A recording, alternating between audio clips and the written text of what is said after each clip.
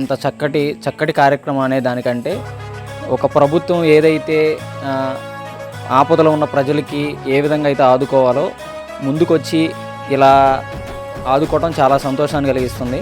మేమందరం కూడా ఏ పార్టీ కోసం అయితే తిరిగి మీ దగ్గరికి వచ్చి ఓట్లు అడిగామో, ఏ పార్టీని అయితే మనం గెలిపించుకున్నామో, ఇది మంచి ప్రభుత్వం అనే మాట మన నోట్లోంచే వచ్చి ఒక కార్యక్రమంగా ఈరోజు దిగ్విజయం చెందుతుంది.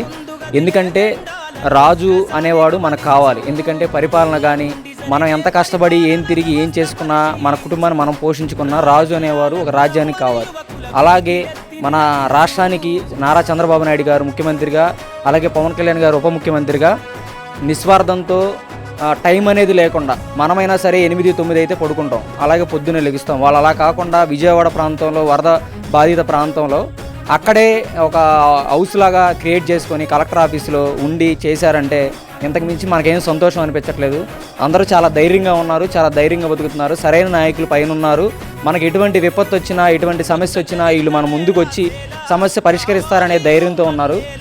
నారా చంద్రబాబు నాయుడు గారికి, పవన్ కళ్యాణ్ గారికి, అలాగే లోకేష్ గారికి, మన పిఎం మోడీ గారికి మనందరి తరఫున ఒకసారి కృతజ్ఞతలు తెలియజేయాలి. ఎందుకు ఫార్మాలిటీగా కొన్ని చేసేసి వదిలేసిన సందర్భాలు కూడా చాలా ఉన్నాయి. అలా కాకుండా మన గ్రామంలో 2-3 రోజులు వరదలు వచ్చినా సరే ఎటువంటి వారు నష్టపోకూడదు, ఎటువంటి వారు వృత్తి కోల్పోకూడదని చెప్పి మనకి సాయంగా ఈరోజు మనకి చెక్కులు అందించడం చాలా సంతోషాన్ని కలిగిస్తుంది. ఈ ప్రభుత్వం బాగుందో లేదో ఒకసారి మీరు అందరే చెప్పండి. ఈ ప్రభుత్వం ఎలా ఉంది? ఇది మంచి ప్రభుత్వంగా ఉందా లేదా? అందరికీ నాకు చాలా సంతోషంగా ఉంది. ఎందుకంటే ఒక మంచి నాయకులు వెంట మేము నడిచి వాళ్ళని గెలిపించుకొని ఈరోజు ప్రజలకు మంచి పరిపాలన అందిస్తున్నామని చెప్పి తెలియజేసుకుంటూ సెలవు తీసుకుంటాం.